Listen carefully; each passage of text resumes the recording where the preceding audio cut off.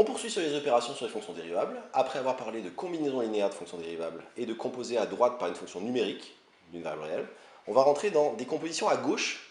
Donc les compositions à gauche, quand je compose une application dérivable à valeur vectorielle, quand je la compose à gauche, c'est par une application qui prend déjà comme espace de départ un espace vectoriel et pas seulement R. Donc là, pour la dérivabilité, on va mettre des contraintes assez fortes. La première contrainte qu'on peut mettre, c'est si je compose à gauche par une fonction linéaire. Et le résultat est très simple. C'est que si I est un intervalle de R, E et F, 2R espace vectoriel de dimension finie, F qui va de I dans E une application, et que je compose à gauche par une application L qui va de E dans grand F qui est linéaire, alors si F est dérivable en x0 respectivement sur I, alors L rond F est dérivable en x0 respectivement sur I, et en x0 j'obtiens que L rond F' de x0, ça fait simplement L de F' de x0, respectivement, si c'est vrai sur I, L rond F le tout prime, ça fait juste L rond F'.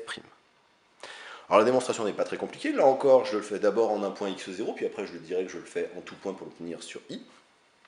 Donc je prends x0 dans I, et je suppose que f est dérivable en x0, et je prends h tel que x0 plus h appartiennent à I.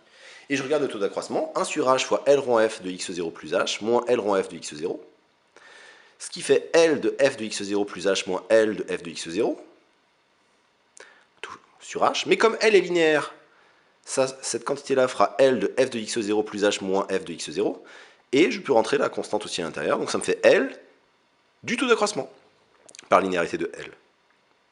Sauf que comme f est dérivable en x0, ce taux d'accroissement tend vers f' de x0. Reste à composer par L. Sauf que L est une application linéaire avec un espace de départ qui est de dimension finie, grand E. Donc là encore, le fait que E soit un R espace vectoriel de dimension finie a son importance, puisque toute application linéaire sur un espace vectoriel de dimension finie est automatiquement continue.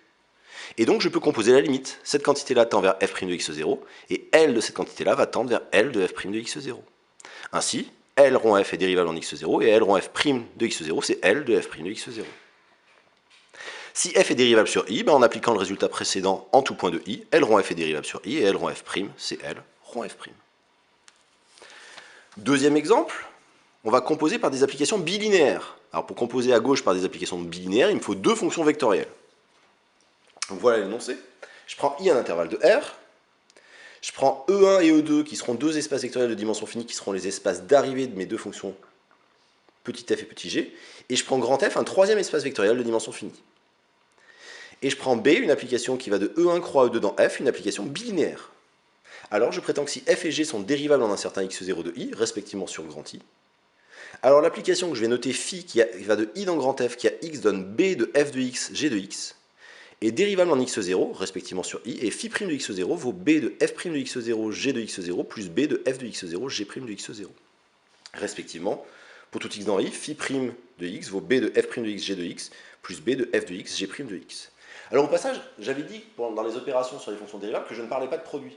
En fait, si je vois le produit comme l'application qui va de R croix R dans R qui a xy aussi x fois y, c'est une application bilinéaire.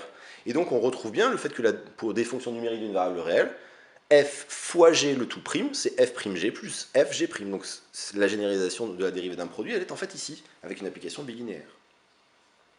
La démonstration. Donc on suppose que f et g sont dérivables en un point x0, je prends h dans R tel que x0 plus h appartiennent à i, et je calcule le taux d'accroissement, 1 sur h fois phi de x0 plus h moins phi de x0. Ce qui fait 1 sur h fois b de f de x0 plus h, g de x0 plus h, moins b de f de x0, g de x0.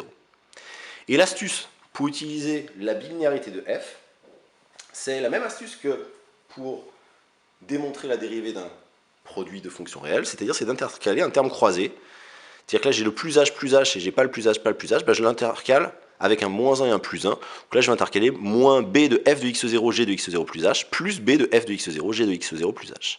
Ce qui va me permettre, par linéarité par rapport à la deuxième variable, à la première variable, pardon, de regrouper ces deux termes-là en b de f de x0 plus h moins f de x0, virgule, g de x0 plus h. Et regrouper ces deux termes-là par linéarité par rapport à la deuxième variable en b de f de x0, g de x0 plus h moins g de x0.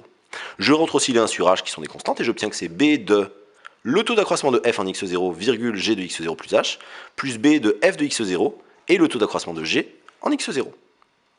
Les deux taux d'accroissement tendent respectivement vers f' de x0 et g de x0. Comme g est dérivable en x0, elle est continue, donc g de x0 plus h tend vers g de x0. Maintenant, peut-on composer les limites? Réponse oui, puisque B est une application bilinéaire sur E1 croix E2 qui est un espace de dimension finie, donc qui est continu. Et donc, par opération sur les limites, j'obtiens que mon taux d'accroissement va tendre vers B de f' de x0, g de x0, plus B de f de x0, g' de x0. Ainsi, phi est dérivable en x0, et phi' de x0 vaut B de f' de x0, g de x0, plus B de f de x0, g' de x0. Si je veux le faire en tout point, eh bien, si j'ai f et g dérivables sur i, en appliquant le résultat en tout point, on obtient bien que phi est dérivable sur i, et que phi' c'est B de f'g plus B de fg' sur i. Alors un exemple, hormis le produit dont j'ai parlé oralement dans R, qui est extrêmement pratique, c'est pour dériver un produit scalaire. Parce qu'un produit scalaire, c'est une application bilinéaire. Donc si j'ai E, un espace euclidien, muni d'un produit scalaire que je note comme ceci, et si j'ai gamma qui va de I dans E, qui est dérivable, bah si je pose par exemple phi, l'application qui va de I dans R, qui à T donne la norme de gamma de T au carré, qui peut être quelque chose d'intéressant, la norme de gamma de T au carré, je l'écris comme gamma de T, scalaire gamma de T. L'application produit scalaire est bilinéaire sur un espace de dimension finie qui est grand E. Gamma et gamma, je dis deux fois parce que j'ai deux fonctions qui sont les mêmes, qui sont dérivables. Donc phi est dérivable sur i. Et pour tout t, phi' de t, c'est gamma prime scalaire gamma plus gamma scalaire gamma prime, ce qui fait 2 gamma de t scalaire gamma prime de t. Alors là, j'ai pris deux fois la même fonction gamma. Si je prends deux fonctions f et g dérivables, pas forcément égales, que je pose phi, la fonction qui va de i dans r et qui à t donne le produit scalaire entre f de t et g de t, ben j'obtiens bien que pour tout t, phi' de t vaut f' de t scalaire g de t plus f de t scalaire g' de t.